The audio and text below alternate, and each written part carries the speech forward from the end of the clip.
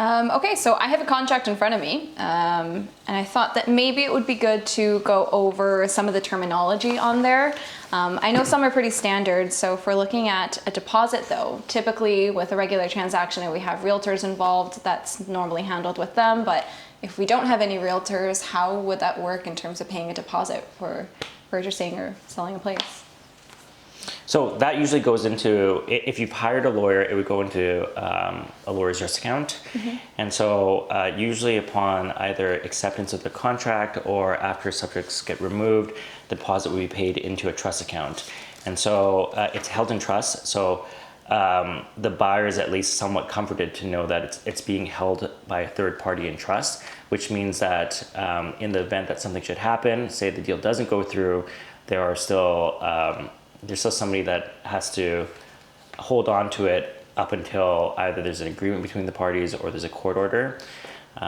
So typically lawyers will hold monies like that in trust, but usually they need to be retained and they need to know that the transaction there's a contract in place.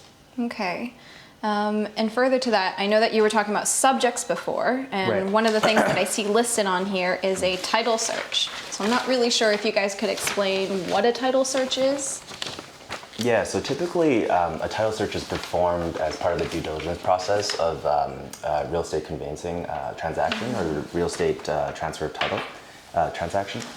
What it does essentially is what we do is we take the property and do a search on that property's title to see whether the seller who is selling the property is in fact the legal owner of the property in question. Mm-hmm. And second, things that we might also look for are whether there is a mortgage on title, whether there are several, whether there are a bunch of mortgages on title or if there's just one. Whether there's any certificates of pending litigation or any court orders or court securities that are placed on the title of the property, which would make obviously the market price or the marketability of the property a lot less.